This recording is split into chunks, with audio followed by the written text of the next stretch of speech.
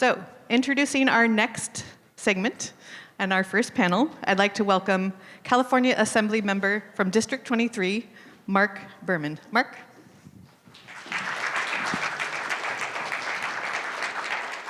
Well, thank you so much. Good afternoon, everyone. My name is Marc Berman. I'm honored to represent California's 23rd Assembly District in the California State Assembly, which stretches from Pacifica all the way in the north, all the way down to a little sliver of West San Jose down here in the south. And it's a pleasure to be here at the Tech Interactive, a place that embodies innovation and learning, as we just saw. And what an amazing jewel, not just for the San Jose community, but the whole Silicon Valley community that the Tech is. So thank you to Katrina and your team for your leadership at the Tech and for hosting this important conversation on AI literacy for the second year in a row. And it was great to see the mayor a second ago. We're living in a world where artificial intelligence is no longer a concept of the future. It's all around us, impacting every aspect of our lives. It's shaping how we live, how we work, and how we learn. From the mental health apps that many people use to seek online and immediate mental health support, to AI filters that influence whether or not you get hired for a job. But with this rapid evolution comes an urgent question. Are we preparing the next generation to navigate this world ethically, responsibly, and safely? That's why I teamed up with the California Chamber of Commerce last year to introduce AB 2876, which was legislation that passed with bipartisan support in the California legislature to make sure that we integrate AI literacy into California's K-12 educational foundation. Through AB 2876, students will learn how AI works, how it impacts their daily lives, how to recognize when AI is being used, and most importantly, how to understand its limitations and its ethical considerations. This bill directs the Instructional Quality Commission in California to incorporate AI literacy content into the instructional materials of core subjects, math, science, history, and English, during their next scheduled revisions. And this work builds on my bill from 2023, which was AB 873, which focused on integrating media literacy into California's K-12 curriculum, which will also teach critical skills to prepare the next generation to grow up in a technology-dominated society. But passing legislation is just one piece of the puzzle, and to be honest, it's often that first really easy piece, like a corner piece of the puzzle. Now we need to make sure these skills are accessible to every student. Not just those here in Silicon Valley, not just those whose families have the resources to teach them at home, but every student in every corner of California. That's why events like AI Literacy Day matter so much. This gathering brings together educators, parents, industry leaders, and advocates who all understand that preparing our students for the future isn't optional, it's mission critical. AI presents incredible opportunities, but it also poses real risks. I've worked to address some of these risks through legislation to make it illegal to create AI-generated images of child sexual abuse material, which was, I think, last year or the year before. And all the way back in 2019, I authored the first bill in the country to regulate the use of AI-generated images meant to create the impression that a candidate or an elected official was doing or saying something that they never did or said. I updated that legislation last year by requiring large online platforms to label and remove deceptive AI-generated content. But I truly believe that education, not legislation, is the most powerful tool that we have. We can't just regulate the dangers of AI. We need to equip our students to recognize and respond to those dangers themselves. So to our educators who are here, thank you for your commitment to preparing the next generation for a world where AI will touch every aspect of people's lives. To our industry leaders, I encourage you to continue investing in inclusive, accessible AI literacy efforts that can reach all communities, not just the privileged few. And to parents and community members, I encourage everyone to stay engaged, to ask questions, and to advocate for the resources and curricula that your students and children need to thrive in this ever-evolving landscape. This is a collective effort. AI is moving too quickly for any one person or institution to keep pace alone. But by working together, legislators, educators, industry, and families, we can ensure that AI becomes a force for good, empowering students rather than overwhelming them. Before I close, I should confess, that these remarks were drafted with the help of AI. My office has started using AI to create a first draft for talking points for some events before we then go through a rigorous editing process to edit them and personalize them.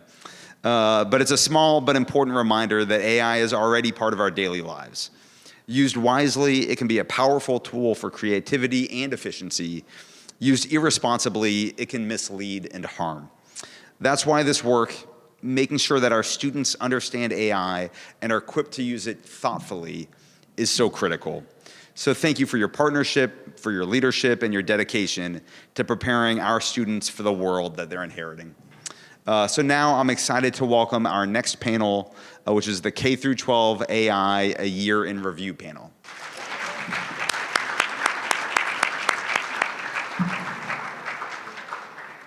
Hello, everyone. My name is Aarna Sahu, and I'm the first moderator for this panel event. I'm a current junior at Prospect High School, and I also run my podcast channel called Aarna's News, where I interview really cool female professionals to encourage my audience to pursue STEM. Today, I'm here with 4 esteemed professionals. If you guys would like to introduce yourselves with your name and title, that would be awesome. Thanks, Aarna. Zarek, Drozda, the Executive Director of Data Science for Everyone, based at the University of Chicago. Shelly, Viramontez, Superintendent for Campbell School District. Pinedo, Director of External Affairs for aiEDU. Pati, Ruiz, Senior Director of EdTech and Emerging Technologies at Digital Promise. Awesome. So a year ago, we gathered together here for a discussion of AI in K-12 education. So my first question for you all is, how has AI impacted students and educators in your communities and organizations in the past year? I can jump in and then maybe we could just go down the line. Yes, I think it's a great question, and we've certainly seen the pace of this technology moving faster, and I think schools and districts are responding to both AI and also a lot of other systemic issues just in the education sector right now. I think one change we've seen, and so DS3, we work a lot with states and districts around the country on educational standards, thinking about modernizing the curriculum, and I think I've seen teachers in some of the most traditional academic subjects, they're maybe a little bit hesitant with technology, raising their hands and saying, okay, this is real. AI is really game-changing. It's changing the experience of our students. And we're seeing math teachers, social studies teachers, folks who teach AP economics get very excited about ways that they could bring tech into the classroom. And DS3 is currently working on a national effort to build learning progressions at the grade level that will define ways to integrate computing, data, AI literacy into content expectations for students. We're going to try to build a math, a science, a social studies version to make that guidance really subject specific. And I would say it's a mixed bag. So we have a lot of educators that are really leaning into it. We have, instead of rushing into policy and creating guardrails, we feel like we don't have a strong enough understanding of its potential to put limits on it yet.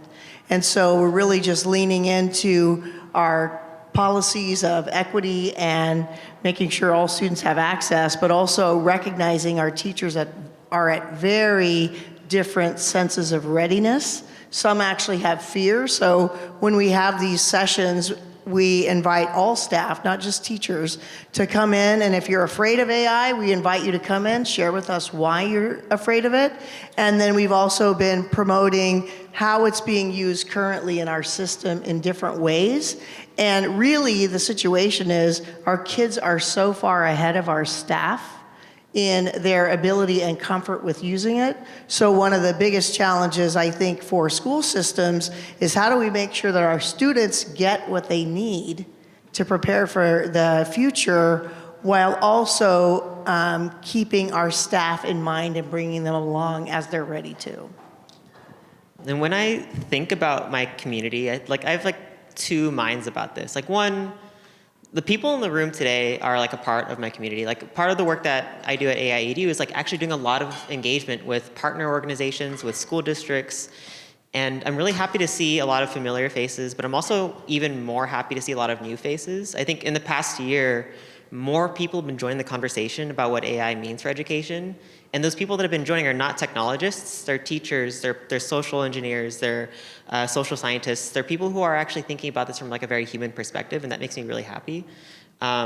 The other mind that I have, or the other kind of community that I think of, is I also like to mentor high school students that are transitioning from high school into college, particularly first-gen students. And when I talk to these students, they're coming from a school system where they're very anxious about using AI.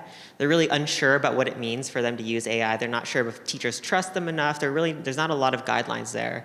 And they're transitioning into colleges, and now colleges, it's a little bit more free will. Like, it's very much so up to the professor.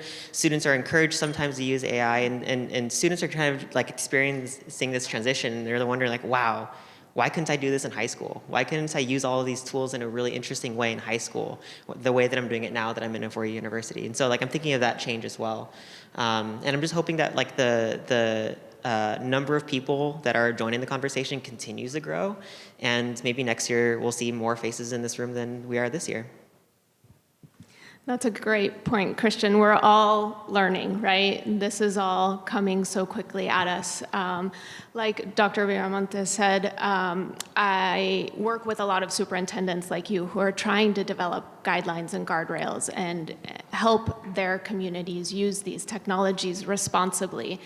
And so as we develop those guidelines and guardrails, one of the important things is we have an AI literacy framework where we center human judgment as well as justice. We developed that with the Kapor Center, and I was lucky enough to collaborate with Shayna White, who's in the room.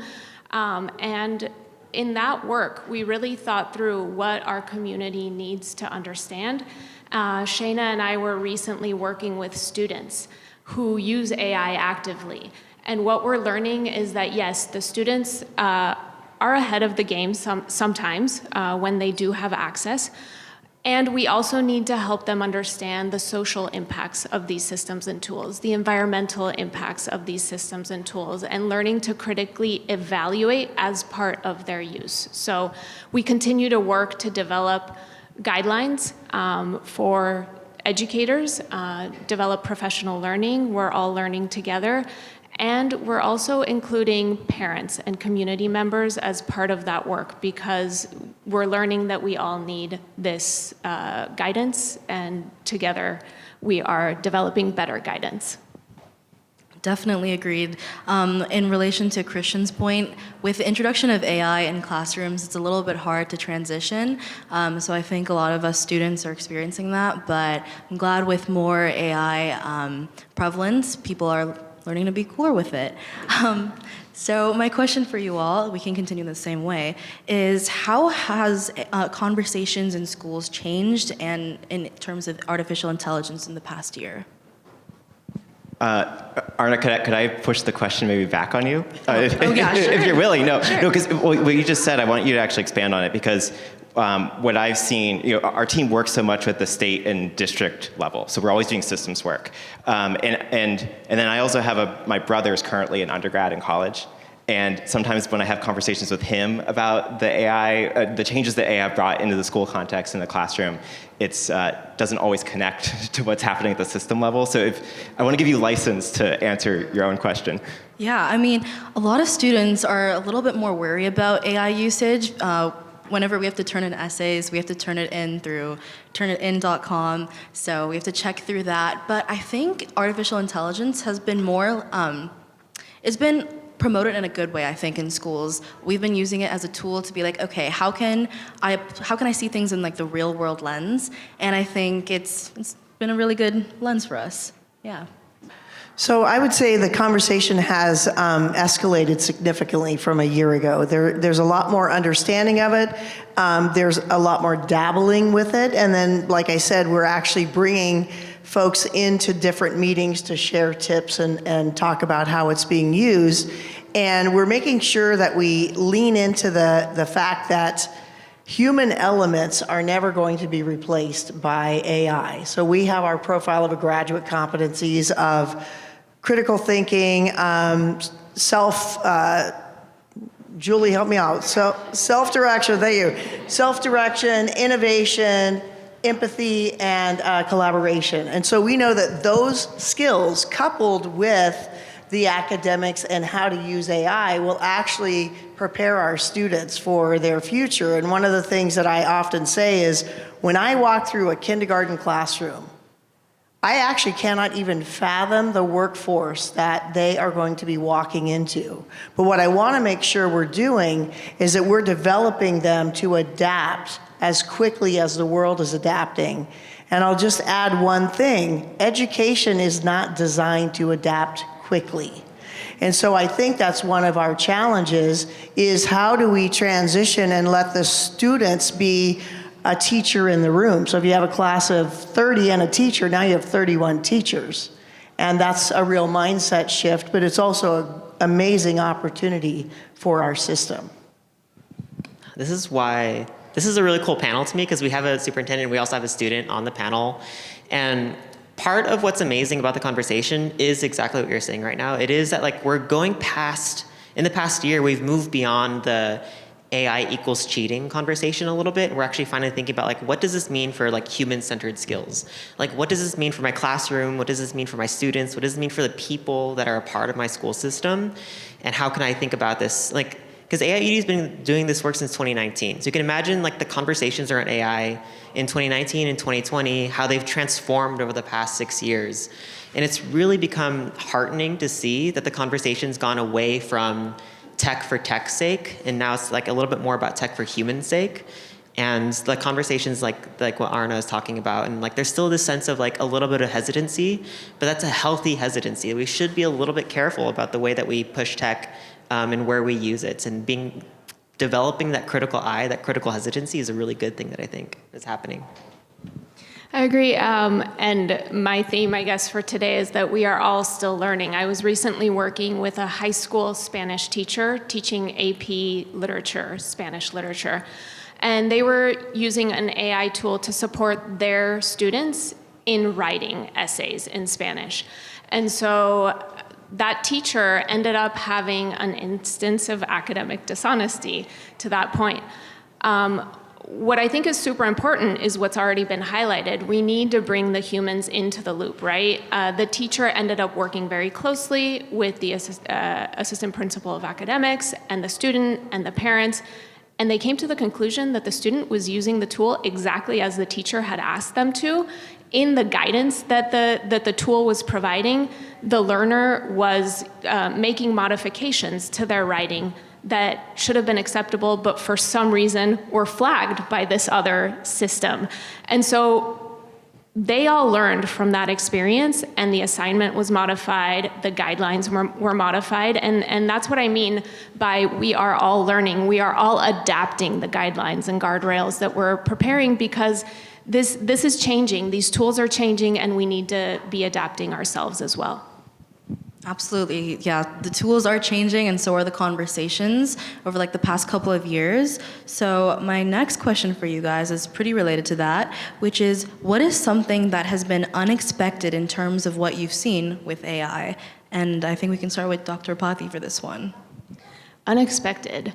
I guess there's so much that's changing for us, and maybe what's unexpected is that we keep drawing from our foundation, right? As educators, we understand good pedagogy, and we need to lean on that good pedagogy. We need to continue leaning on learning sciences research, and we need to be continuing to develop evidence for these new systems and tools and ensure that they are working, and understand who they are working for and under what conditions, right? So there's a lot we know about what works in education, and we need to continue working to incorporate that so that we can use AI more effectively.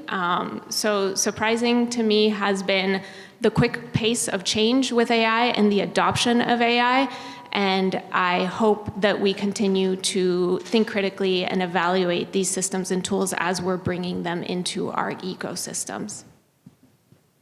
Yeah, I think something that continues to surprise me is the rate of change. I think anyone who's been thinking about AI for the past decade no matter what level of expert you are, you probably are still surprised on a bi-monthly scale of like how quickly things are changing. I think because things are changing very quickly, it's also the dynamic of power, the dynamic of what people can do is also changing. And I'm continuously being surprised by like observing classrooms and seeing teachers use it in really creative ways. Like, what does it look like for a teacher to understand the technology really well and for them to be like add their own personal creativity to it, their own personal teaching style, their own personal motivations, like their community's contexts into what they do in the classroom? Like, it's really cool to see that, and it actually does surprise me all the time. Like, visiting classrooms in New York City versus in rural Iowa versus in Denver, Colorado, I've been seeing a lot of really interesting and variable applications of technology in very, very different ways. And it's like heartening to see that. It's really cool to see that, and it's really cool to see teachers embrace it, but that takes a teacher that has the time, the resources, the understanding to not just understand AI, but like critically apply it in a way that's good for them. And so I want to see more of that. I'm hoping we see more of that.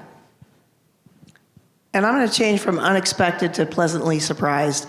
And so one of the things that I would say is I, have read and experienced myself how it can really be a time saver so that you can free yourself up to do the more critical things. But to see my operational side of the district leaning into how to increase efficiency, and that was something that was a nice surprise for me. I knew that the teachers were becoming knowledgeable about it, but as we're having these workshopping events, they're finding ways in which they can enhance something as simple as redesigning the bus route because we have a new special education student that needs to be picked up, and so they get support with that, to taking massive amounts of comments from a survey data and working with AI to synthesize it and create themes. That would have taken us weeks before. So that's something that I'm pleasantly surprised to see that staff is leaning into it as readily as they are. I'm going to go a little bit more negative with this one, on the negative side of surprises, and I promise it'll be okay. This is the fourth AI and education conference or summit that I've been to like this past month. And for those of you who are in the national education landscape, the spring is like an intense conference season. There's like a lot of events.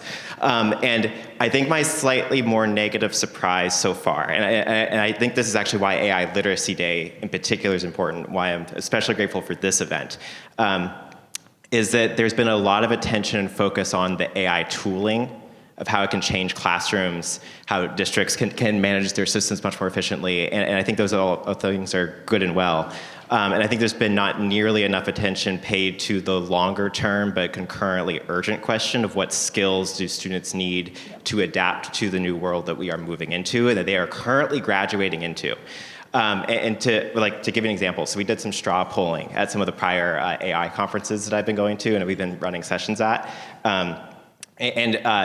So the room knows, and this is like a classic selection bias problem, the teachers and district folks who show up to the AI conferences are a biased group, right? They're like the early adopters or the people who are most excited about this stuff. It's not the full sector. But to give you a sense of some survey data, when we asked folks, how confident or optimistic are you about bringing AI tools into the classroom? We got 72% were optimistic or relatively optimistic about bringing AI tools into teaching, learning systems. When we asked, how confident are you in what skills or lesson plans you should be teaching for student skill building, 14% was the answer. People are, that second question of what skills students need to graduate into this world, we have not done nearly enough work in. And I worry that this mirrors a broader problem in the education sector of the investment and the time always goes towards ed tech. It doesn't go towards tech ed, right? If you switch the order of the words, it matters a lot. And I worry that our students are going to jump into a world where they don't have the ability to adapt quickly, as you said, and they also aren't questioning the ethical or social implications of the tools that we're introducing very quickly into the sector, right? And there's a lot of complexity there that I think we need to be getting our young people prepared for. Totally agreed. I mean, I love the change in perspective. But yeah, I agree that there are some issues with like ethics in going in with like a bunch of students. We're worried that if we play around with some things, it might not be too good. But yeah, those are just some of the conversations. I think we have time to squeeze in just one question if any of you would want to answer, which is, what differences have you observed around AI literacy in different communities? Any of one of you can take the floor. Well, I'd say, we were embracing media literacy for quite some time, and so we have to now pitch that is a continuation of media literacy, and which we already talked about, centers around critical thinking. And I often say, we're not going to fix things by legislating it, no offense to the Assemblymember, but it's really about the morality, right? Just because you can do something doesn't mean you should. And I think that component, and like I said, us leaning into our profile of a graduate competency so our kids have those skills to be discriminate and to think from an equitable lens, that's really the skill set that they need to be able to then deal with whatever comes at them. 100% agreed. And I think on that note, we can switch it over to Q&A from the audience. So if you guys have any questions, please raise your hand and one of our panelists will answer. So this is actually for you, Christian, just because I've loved learning about the work that you've been doing. So I'd love to hear around if the conversations are similar or different in some of the indigenous communities you're working with or like the really rural communities.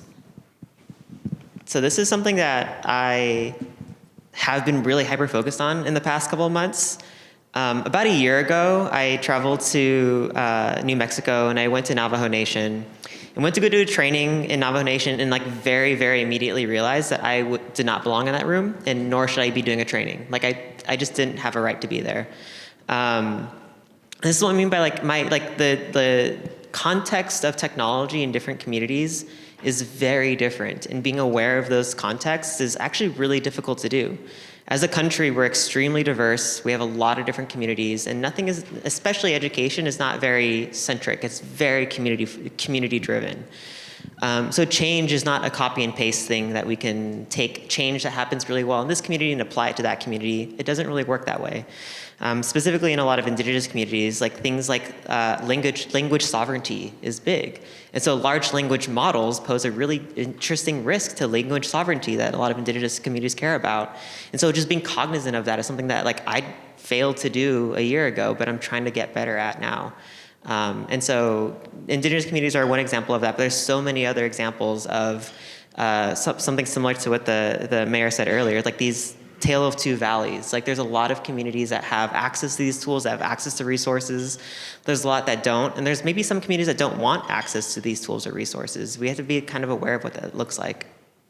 I can also jump in here, and I'll take maybe the rural angle of this in particular, because a lot of our team it used to be former math or science or CS teachers in rural context. For personal background, like a lot of my family is from Youngstown, Ohio, which is like semi-rural and semi-urban. And if you all know anything about that community, it was like the poster child of the Rust Belt and a community that got left behind by global trade and automation. And my dad literally used to work in a steel mill, like in a manufacturing plant. And then our family, through a bunch of relocations, eventually ended up here in Silicon Valley. And that was a weird mind shift, right? Like going back home for Thanksgiving or Christmas was a very strange experience between those two places. I totally agree with you that one size does not fit all. Like you have to make the solutions custom. And so we've been thinking about, well, what happens in a rural school context where you can't hire a new teacher who's a specialist in tech because there's literally no one around, and there's a math teacher who covers 6 grades for like 30 kids, right? That's a really different context than Chicago public schools, where they can hire many, many subject specialists and tech experts to bring in new tools to the classroom. And so we've been thinking a lot about how do we create really easy integration opportunities into our existing school subjects that can slot in with the content expertise that the teacher already has from that discipline to make that much more feasible, right? And I think those are these are just two examples of the types of solutions that we had to think about creating a scaled approach to, but making sure that there's a lot of customization for these different segments that we had to work across. Well, I mean, I'm going to jump in and ask a question because I wrote one here. But my question for anybody can answer this is, what are some questions you'd like to see answered in the next year as we're in a pretty pivotal moment in AI? I mean, I can jump into the theme that I had 2 questions ago, which is that I really want the field to really coalesce around this question of what skills do students need, given that AI has changed things quite a bit. And I think there's like 2 tracks of this. I think there's the track of, how does computer science, this new school subject that we built over the past 10, 15 years with a lot of human capital investment, transition and adapt their own teaching. And then I think I had the same question for all of our other core subjects. That's a massive question that like thousands of people have to work on. And I think something that you actually said earlier, this idea of like the curriculum adapting over time. When the community built like the Common Core standards for math or literacy, or the next generation science standards for science, or the social studies folks who had their C3 framework, there was no adaptation or update process built into those things. They were designed to be permanent, and that's a problem when the broader world is changing around us. And so we've been thinking about like how do we build in an adaptation process and a remodeling that is not like 50% of it changes next school year, right? That it's like 5% change every 2-3 years, so it's much more incremental and it's easier to adapt to. I'd love to see much more investment in that conversation. And I would just like the question answered, how are we going to adapt our expectation and assessment system for learning so that it is actually looking at the learning students need, not the learning that is on a bubble test that the state wants to give you one single number for? Yeah, I think I'm thinking similar. Like, how do we, like, at what point do we start to look at, like, what are the incentive structures that exist today for teachers in classrooms, and how do we update those to actually incentivize human-centered learning, human-centered innovation? Like, I think we have to think of this like innovation in the context of like the incentive structures that run. Another question I'd also love to be answered is just like, what's successful? Like, I'd love to like hear people all over the country, organizations, school districts, individual teachers. I want more stories. I would love to hear about what works, what doesn't work, and how is it different from what I've seen in X city. I like a really, really great question is just more so for the community itself, not community of the people of the people here in this room, but people who are not in this room, have not been a part of the conversation yet. Like, I want to hear from those kinds of voices. And one research question that I will be pursuing is what supports do educators need in order to be able to bring AI and AI literacy into their classrooms successfully and responsibly? And that means a lot of research to practice translation with strong pedagogical foundations, right? So how do we do that as knowledge brokers? I think we have one more question over here. Hi, everyone. I've been listening to the comments about skill building relative to what kids are learning versus what they maybe should be learning. And I'm also very curious about industry's involvement in that skill building. So I asked ChatGPT to give me a good question to ask you. And I followed Assemblymember Berman's lead. And it said, how can industries partner with schools and educators to develop and implement effective AI literacy programs that build foundational skills in K-12 students, and what role should businesses play in supporting these initiatives? And I like it a lot, specifically for the last part. So maybe if you could talk a little bit about the relationships that you either have had that have been positive or negative or neutral with industry, and kind of where you see that going, if it's going anywhere. I'll jump in, and I want to call out, I have my coordinator of innovation in the room, Julie Gu, and she is has been a critical component of putting together an innovation council where we work to bring folks, and I would love to invite more folks from the industry to be part of that, to help design the work that we're trying to do in the real classroom, in the real world, boots on the ground, and to also to understand what the skills that we think we're developing skills for this future-ready generation, but you know what those skills are. And so we can bridge that gap by working together. So I think collaborating with school leaders on how to actually bring it to the classroom level. Our team came out of the University of Chicago in the economics department, and we're associated with the Freakonomics team. So we think a lot about industry, skill building, et cetera, in the future. We commissioned a report with Burning Glass to look into skills.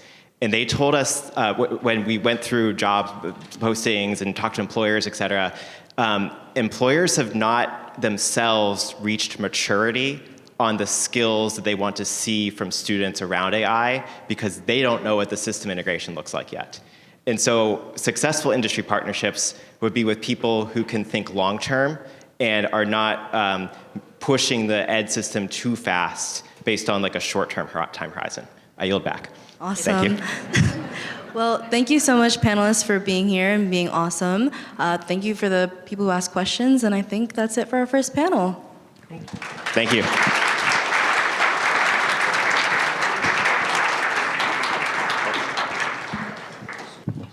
Malo chikiniin. Buenas tardes. Good afternoon, everyone.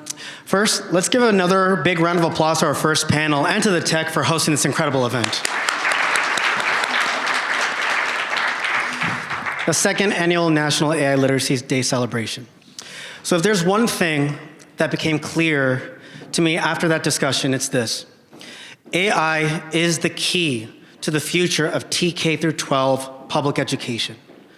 And that future depends on us, on what we do as nonprofit leaders, elected officials, educators, administrators, and industry partners to support our most vulnerable students. I used to be one of those students. I was in special education, an English learner, and a kid terrified by the uncertainty of my own future. With a 1.7 high school GPA, I constantly wondered, would I be able to support myself and my family, hold a job, go to college, build a career, find my purpose, find happiness and wellness? These are heavy questions that our teenagers grapple with every day, questions that are now coded by the advent of AI. So for our most vulnerable students and their families, these uncertainties create immense stress and fear. Imagine carrying that weight as a young person. That's what it feels like to be in their shoes, stressed, fearful, and sometimes hopeless. And in this age of AI, their AI literacy will be more critical than ever. Fear is a thick barrier to break. And none of us would be in this room if we didn't care about changing that to bridge the AI divide. To bridge the AI divide, we must innovate. And that innovation starts with AI literacy, not just for students, but for staff. AI literacy begins with the literacy of adults, of parents, of educators. That's right. Before we can innovate for the next generation, we need to focus on this generation, my generation. I was a 7th grade teacher, English teacher, when ChatGPT was released. You know how I felt? Scared, stuck, and limited. I could barely get my students to wear deodorant. So how the heck was I possibly gonna get them to integrate AI? Which back then I only saw as a tool for plagiarism. My immediate response was to ban it. And that's what I did. A typical response from adults who fear the unknown. And what a missed opportunity that was. Not just for my students, but for myself. The following year, I realized that my students' AI literacy depended on me. I had an obligation to educate myself, so I started to research. Who are the biggest players in AI in education? What tools are teachers using? And how are students integrating AI into their learning? To dismantle my own fear, I developed my own AI literacy, and that journey led me actually to aiEDU. So a special shout out to their team, especially to the brilliant Christian Pinedo, who we had the honor of hearing from in the previous panel. aiEDU helped me build my own AI literacy, replacing that fear with knowledge, which made me want to do it for others. And replacing that fear with knowledge led to innovation. First, in my homeschool district, Oak Grove, where I served as a trustee for the past 6 years before now joining the county board. By emphasizing the importance of TK-12 AI education and career preparation and collaborating with my board colleagues and staff, we built momentum. And now that very team is here today. A huge shout out to the Oak Grove family for their leadership in building AI literacy pipelines for both students and staff. Second, as president and CEO of the California Latino School Board Association, I made AI a central pillar of our work. That pivot translated into workshops, presentations, and panels that reach hundreds of school board members across the state, leaders who in turn impact thousands of students, especially those caught within the wedge of the digital divide. So think about the organizations that you're connected to. Those are the ones that I impacted. What can you do with the ones that you can impact? So my final words are this. The digital divide has already taught us one thing: predictable outcomes. We know who's at risk of being left behind in the AI era because they are the same communities that have been left behind for decades. But there's good news. If an outcome is predictable, it's solvable. And that brings me to our next panel. In Innovating for the Next Generation, we won't just discuss cutting-edge AI tools, we'll also explore how organizations and companies are working to expand equitable AI access and career pathways. And a special note, Julie Wilkowski from Google is one of those panelists, and how lucky I was to have been her daughter's 4th grade teacher. Hi, Julia. So let's dive in and hear from these incredible experts on the future of AI education and innovation, because through their insights, we can collectively move forward to greater digital equity and AI literacy for all. Thank you. But hi, everybody. So excited to be here. I am really enjoying this part of the summit, but if you weren't here in the morning when the 600-700 kids were running around through the tech museum learning about AI and learning in tech, you really missed out. But this panel is hopefully going to make up for it. I'm Alejandra Acosta. I'm pleased to be your moderator for this panel. I am Chief of Staff at JK K-12 Company, a K-12 EdTech sales consultancy with Jacob Cantor, somewhere over there. I'm sure you'll meet him. And really excited to host this conversation with our fantastic panelists. We have Julia Wilkowski from Google. We also have Joshua Elder from he is Vice President and Head of Grant Making at the Siegel Family Foundation. Brian Johnsrud from Adobe, Director of Education and Learning and Advocacy. And finally, we have Dr. Allison Scott, CEO of the Kapor Foundation. We're going to have a fantastic conversation about innovating for our next generation. Super relevant, super important. And without further ado, let's dive in. I'm excited for this. Let's start with a high-level view, Julia. If you could give us a perspective of what you're seeing about the tools that are out there right now. What are you seeing? What are the strengths? And where is there opportunity to grow? Great. Thank you so much, Ali. It's great to be here. So I will start by talking about digital literacy tools that are offered by Google. But before diving into the specifics of what we offer, I think we heard from the last panel and from Maestro Pacheco's introduction that there's a huge variation in comfort level and knowledge in our educators themselves. So we need to start there and helping educators know what AI is, know how AI can help them with automating routine tasks or help them fostering their creativity as they're developing lesson hooks, for example. So Google has offered a number of courses to help educators get on board and understand what Gen AI is and how they can use it to supercharge their teaching. Next, how to use AI tools in their classroom. So Google has another class about how to use things like Notebook LM with their students. Next, it's actually using those tools themselves to enhance their practice of teaching. For example, could they use a tool to help summarize all the great work that their students have been doing over the last month and summarize that in a newsletter for parents? Could they use AI tools to draft emails before they send them to parents? And of course, teachers will review them before sending them out there. So making sure that teachers are comfortable using the tools in their own practice to enhance themselves. And then lastly, it's how can teachers teach their own students the tricks and tools of AI? So we think that it's really important to go through teachers. We think it's very important to have teachers and humans in the loop and have teachers discuss with their students appropriate uses of AI technology. We heard this referred to in the last panel as well. We know that there's a big fear among students and teachers about using tools that they may consider cheating. So all of our literacy curriculum makes sure that we are centered on making sure that there's no bias, that the tools are being used ethically and responsibly, and that underlies all of the foundation of our AI literacy tools. Awesome, thank you. I'm going to push you a little bit on the question, though. Tell me about maybe where you see that AI solutions can be pushed further, specifically around increasing AI literacy or access to AI.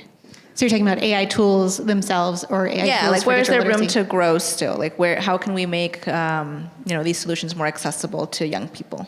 Yeah, that's a great question. So I think, as was mentioned before, AI is growing and changing every single day. The capabilities that we are seeing in the newest models, being able to generate videos, being able to generate images, being able to generate, I've heard of students, let's say, generating an essay in one AI tool and then turning it to another tool to personify it or make it more human or like a student wrote it. So I think the AI tools are evolving so rapidly that we need to try to stay and keep up to date. Like Dr. Ruiz was saying in the last panel, we need to be continuously learning and pushing ourselves forward as well. Awesome, thank you. Yeah, there's definitely lots to keep up with and lots to see and just get access to. Like it's a huge buffet of AI solutions that we can play with. But I want to pass it over to Dr. Allison Scott. I think that the AI movement has a lot of similarities in terms of increasing access, similar to increasing access to computer science or to one-to-one devices, even access to the internet. What are the similarities and maybe differences that you're seeing in this wave in terms of increasing access? Fantastic question and really excited to dive in. Just a little bit of background about the Kapor Foundation. One of our overarching principles is understanding the inequality that exists in our education systems and trying to be very intentional about how we address that inequality. And so to your point, we've been working over the past decade or so on computer science education. We've also been engaged on digital divide issues. And to your point, we still have pretty significant challenges in access and equity in those areas as well. So I think that also gives us an opportunity, and I've had conversations with many of the folks in the room about the opportunity that this AI movement presents now, which is if we think about access and equity more broadly than just access to the tools, which I think many of those in this room are thinking about it that way, then we think about how can we ensure that all students have access to, I think it was mentioned on that previous panel, to educators who are highly qualified and familiar and confident with utilizing the tools. How do we ensure that the tools that are being used are actually demonstrating success in closing equity gaps, let's say in reading or math? And then the two other pieces would be on the computer science education piece, ensuring that all students have access to deeper learning in computational thinking and algorithms, which we're still kind of struggling with. Although Berman, who was here, has been leading the charge on an all high schools bill that we're supporting. So if any of you haven't seen that yet, as it comes down your way, make sure we advocate for that as a community. And then last but not least, as we think about AI literacy, we have an opportunity to integrate those concepts throughout the entire education system, as opposed to having it be standalone courses. And so we really have an opportunity to think about transforming our education system in this moment. So would love for us to be putting energy into that, as well as the development and deployment of tools. Yeah, thank you. Do you feel that access to AI is maybe a little bit more accessible compared to access to computer science as it was in previous waves? That's how I see it, at least, is everyone can dabble with a solution or a product, but I didn't feel like you could dabble in a computer science major beforehand. Do you see that it's different this time? Am I completely missing the mark here? What do you think? I think there may be some experts in the room that would have more data. I think my assessment of the space is yes, a lot of students, a lot of parents, a lot of teachers have access to the tools, but just having access to the tool and being able to dabble in it is not the level, I think, of rigor that we want to eventually see. And one of the things at the Kapor Foundation that we focus on as well is core concepts around responsible, equitable, and ethical AI. So we don't just want students using products. Like, they're using products, but they don't understand the technology behind the products, or they don't know the questions to ask about, like, should this product be used in this scenario, or what are the challenges or pitfalls of the data that was incorporated into said product. So yes, they might have more access, but again, that gets back to the definition of access. Yeah, and it's definitely, this AI wave is a very intersectional movement that it's, like you said, it's not just having access to the solution, but having access to spaces to think critically and creatively, to think about, developing your AI literacy. It seems to be much more involved with different aspects of learning and society, so I appreciate you sharing that. So lots to learn for students, and a lot of skills to develop for young people too. Brian, I'd love for you to talk to us about how Adobe is actively supporting the development of career opportunities and pathways, the development of access to AI opportunities, and what that is looking like for you all right now. Yeah, we're doing three things. The first is really trying to understand what are the new essential durable skills. And so what that looks like is working with industry partners and even global organizations like the World Economic Forum, and analyzing across industries and sectors and job types, what are the new essential skills? You can say, well, AI. Yes, of course, we all need to learn how to use AI, but the introduction of AI is actually changing the importance of other skills. And things that were really in demand and essential for different roles are becoming less so. Other skills, like the very human skills, creativity and communication, are becoming even more valuable than they were before. So taking all of those insights and summarizing them and then translating them for schools. I was a middle and high school teacher and then a college faculty member. I never knew what skills to prepare my students for different jobs. If they told me I wanted to be a doctor, I wanted to be in marketing, I had a sense of some of the content knowledge they would need, but no one ever told me, like, what are the essential skills I should be baking in there so that they'll be successful. That's sort of really part two, working with K-12 schools and campuses and really translating, if we know these are the essential skills students need, where are they showing up in the curriculum today? Half of that is they usually are in the curriculum and standards, but those are like the sleeper standards, right? Like, those are the ELA standards where, like, yes, a student needs to write an essay, and they should be able to use some multimedia. Like, don't sleep on that standard. That's actually really important. That's not 10 minutes a month. That's a couple days a month now. But then the other piece is working with a lot of really exciting new organizations like Teach AI, supported by many people in the room today, Code.org and Khan Academy, which is, okay, well, now we actually do have to define what is AI literacy. We need frameworks, we have to define it, and then find a way that it doesn't become another thing to add to your curriculum, because it's already very packed. How do we integrate it? And say, well, we're teaching a lot of the same things, but we're adding with AI to it. That's kind of the second thing. The third is alternative certifications. So in addition to diplomas and degrees, how can students get those kind of essential skills that they need in the form of micro-credentials or certificates or professional certifications in addition to those degrees? And so as part of that, Adobe announced last fall, in addition to traditional forms of learning, we have a mission with Adobe and the Adobe Foundation and a number of other partners to skill 30 million young people by 2030. Working with nonprofits and organizations like DECA and Build and Girl Scouts to make sure that both in school and out of school, students are having the chance to practice, safe and responsible AI literacy, and then show up on the job market to be able to demonstrate I can do all of these essential skills that you're looking for, not just to get a job, but to create that economic mobility and stability that I think we're all concerned about right now with AI, because it's changing the workforce. Thank you. So I'm hearing, developing skills and developing different ways to show those skills. And I think you highlighted an interesting point. I think most of our audience here is kind of focused more in the K-12 space, but there's a lot of overlap with post-secondary education, higher education, and workforce. And we can think about how learning happens in all of these different areas and how we can work together to increase AI literacy, access to AI, and help students develop their skills, prepare for these career pathways that are going to exist in this industry. So thank you for highlighting that for me. And Josh, the next question goes to you. And I gotta say, you all are answering these questions really quickly. I know I said we didn't have a lot of time, but you can give me a little more detail. That's okay. Josh, as we're looking to the future, we're talking about developing skills. We're talking about career pathways. What do students need to work on? And what are the essential elements of developing young people's AI literacy skills? What does that look like for the future? Yeah, I mean, no easy question, and probably not a question that someone in philanthropy is best suited to answer, so I'll try to give my best response.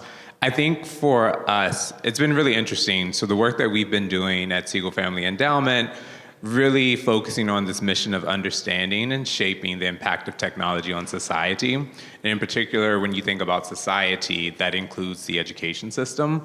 And as Dr. Scott mentioned, long believers around the importance of computer science education and emerging technologies. And I think now so more than ever, we're realizing you can't talk about the future of education without thinking about the role that technology plays. And I think for us, we were very adamant that just as we talk about literacy and numeracy being foundational competencies that all students need, we also feel the same way about technology. Not that necessarily we need every student to go and pursue a tech career, but we live in a world where we don't have a choice. We are all technologists because the technology is in every aspect of our life. And so I think when we think about what does that look like for the education system, which we know also as a former educator myself has been one of the slowest systems to change, that we've got to think about what is needed. So the question about understanding where is industry going, what are the future kind of like economic prospects that are out there to make sure students are set up for success outside of all the challenges and obstacles that they're facing. But I think we're oftentimes forgetting, and I appreciate the superintendent that was up here earlier, actually talking to the people that are in the system, right? And talking to the students. So I really appreciate you moderating the session as well, understanding like, what do they see? Because they're actually in the system. So many of us are so far removed from the day-to-day, but yet we sometimes have the loudest voice and the most power over the system. And so I think just changing that dynamic to actually understand what's going on currently, what do these stakeholders want, how are they leveraging technology, what are the challenges, what are the barriers, and then those of us that are kind of at this 30,000 foot level, the Assemblymember was talking about legislation is only one component of that, which is critical, but what else is needed to be able to change that system? And then how do you connect that to where the world is going, and in particular, where the economic opportunities, not that these large corporations should be dictating what's being taught in the education system, but we want to make sure that we are creating this holistic environment that people are having the opportunities to pursue whatever they may go to. And so I think it's just having conversations, bringing the entire ecosystem together, but not forgetting about some of the voices that are the least heard, but yet are the most important in the conversation. Awesome, thank you. I think we have a couple of minutes left for the panel, right? Okay, so I'm gonna ask a really big, hard question, and you have to answer it. This time you do have to give me a shorter answer. Okay, so be ready. We have folks from philanthropy on this panel. We have folks from tech, private sector on this panel. It is clear that increasing AI literacy is not gonna happen in silos. We have to work together, and that's what I think is so beautiful about AI and this movement that's happening, is it has to be intersectional. So what would you like to see from each other in this movement of increasing AI literacy and access to AI? So give me like a sentence. I can start because Google is not only a tech industry player, but we also have a philanthropic arm. And so from the tech perspective, we are building accessible tools that can be used by anyone everywhere. And our philanthropic arm is funding the development of confidence in AI skills, digital literacy, and our partners are transmitting that information and getting into the communities where we can't necessarily be. Awesome, thank you. I think to build off of that, and this happened today, is just collaboration, especially amongst funders. So those of us that are in traditional philanthropy and working in foundations, being able to be partnered with the .orgs and others that are working in tech companies to make sure because we're all trying to go towards the same mission, but sometimes we're very siloed. So breaking down those silos and just communicating and collaborating more. I think the past couple of years we've planted 1,000 seeds of all the tools that have cropped up and new frameworks and new curriculum and new ideas, but we don't know which ones are growing. And our education research moves painfully slow. Years and years and years to design and get approval and run it for a full school cycle. By the time you have a 3-year research report that comes out, it's completely irrelevant because the technology has changed so much. Whatever outcomes you saw in V1, well, we're now on V1001. So I think the biggest thing we can do to collaborate together is create new structures and incentives for much more rapid research. Research, even with a small r, to just say, we tried one thing and we have a proof point it works, so let's chase that and validate it. I think with the technology moving as fast as it is now, we're all of us, teachers, schools, companies, we're all craving any insight that we tried this tool, we tried this curriculum, we tried this technique, and it had a 5% increase. Hallelujah. Let's try more of that and see if we can get it to 10%. Yeah. If we can get that figured out, I think we can keep up with the pace of technology. We're trying to, hopefully. Thank you. Dr. Scott. The only thing I would add is just, yes, +1 to all of this and more collaboration and collaboration across multiple different types of funders and philanthropic organizations. I think there's so much we can learn from each other, and we have so many shared goals around what we're trying to accomplish. So more communication, more collaboration. And of course, I have to put in a note for collaboration on policy change, because we absolutely need research, we need products, we need tools, and we need to engage in the broader policy conversations that are happening that impact the overall education system that we're trying to influence. Awesome. So you heard, if you're in policy, if you're an educator, we have opportunities to collaborate here. We all need to work together. Enough questions from me. Let's turn it to you. Oh, come on, don't be shy. I was hoping arms would just pop up at this point.